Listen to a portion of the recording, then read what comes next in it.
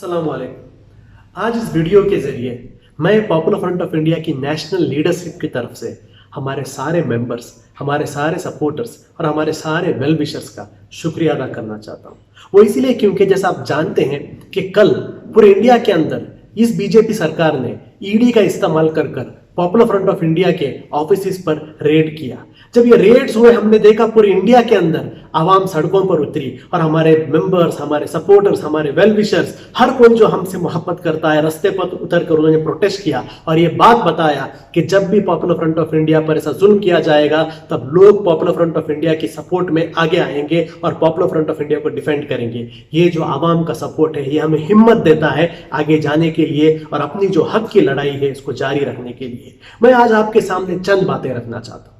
पहली बात ये, आप जानते हैं ये जो गवर्नमेंट आज इंडिया के अंदर है, चाहे स्टेट में हो या सेंटर में, जो बीजेपी की सरकारें हैं, ये डिसेंट को पसंद नहीं करती, ये ऑपोजिशन को पसंद नहीं करती, मुखालिफत को पसंद नहीं करती। एक डेमोक्रेसी के अंदर हर एक इंडिविजुअल, एक संगठन को हक है किसी भी पॉलिसी को क्रिटिसाइज करने के लिए। लेकिन ये जो बीजेपी सरकारें हैं ये लोग एक तानाशाही डिक्टेटरशिप तरीके से लोग काम कर रहे हैं। इन्हें ऑपोजिशन पसंद नहीं, इन्हें क्रिटिसिज्म पसंद नहीं, इन्हें डिसेंट पसंद नहीं। जब भी कोई इनके खिलाफ बात करता है उनको उन पर कानूनी कार्रवाई की जाती है, उनको हैरेस किया जाता है। सीए प्रोटेस्ट में जो लोग शामिल थे या जो लोगों ने सीए के खिलाफ बातें की, एक एक करके उनको टारगेट किया गया। पॉपुलर फ्रंट को हम देखते हैं, पॉपुलर फ्रंट को भी टारगेट किया जा रहा है क्योंकि पॉपुलर फ्रंट गवर्नमेंट की जो एंटी पीपल पॉलिसीज है, एंटी कॉन्स्टिट्यूशनल पॉलिसीज हैं, उसकी हम मुखालिफत करते रहते थे। तो ये एक बहुत ही खराब ट्रेंड है। दूसरा चीज, अगर ये लोग सोचते हैं कि टारगेट सिर्फ पॉपुलर फ्रंट का होगा तो ये गलत बात है। सिर्फ और सिर्फ पॉपुलर फ्रंट को टारगेट नहीं किया जाएगा, बल्कि हर वो संगठन जो कभी भी किसी भी गवर्नमेंट की पॉलिसी के खिलाफ बात करेगा उसे टारगेट किया जाएगा, क्योंकि ये एक फैसिस्ट सरकार है। फैसिज्म किसी का भी सगा नहीं होता। एक एक कर हर किसी को फैसिज्म अपना दुश्मन बनाएगा।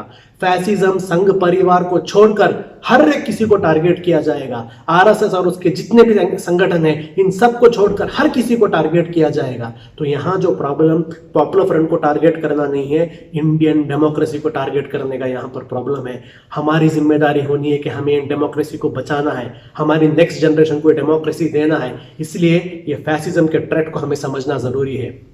और एक बात आपके सामने मैं रखना चाहता हूं कि ये जो एजेंसीज हैं, गवर्नमेंट इस एजेंसीज को अपना टूल की तरीके से इस्तेमाल कर रही हैं। आज आप देखेंगे एनआईए, ईडी एक जमाने में एक इंडिपेंडेंट एजेंसीज हुआ करती थी, लेकिन आज क्या है, आज ये लोग बीजेपी के एक हथियार बन गए हैं, बीजेपी के एक पर्सनल एजेंसीज बन गए हैं। जिन जिन लोगों से बीजेपी को अपना गुस्सा निकालना है या जिन जिन लोगों पर बीजेपी को टारगेट करना है, आरएसएस को टारगेट करना है, उनके पीछे ईडी, एनआईए और अलग एजेंसीज को छोड़ देते हैं। इससे नुकसान किसका हो रहा है? नुकसान एजेंसीज का इमेज का हो रहा है। आज इंडिया में आप देखेंगे एनआईए, ईडी क्या हो गया है, मजाक हो गया है। कोई भी इनकी इज्जत नहीं करता क्योंकि इन्होंने अपने कॉन्स्टिट्यूशनल ड्यूटी को छोड़कर एक पार्टी की ड्यूटी के पीछे लोग लग गए हैं। मैं उनसे भी कहना चाहता हूं कि आपकी लॉयल्टी कॉन्स्टिट्यूशन के लिए है, किसी एक पार्टी के लिए नहीं है। आपको अपनी कॉन्स्टिट्यूशनल ड्यूटी के पीछे वापस जाना पड़ेगा।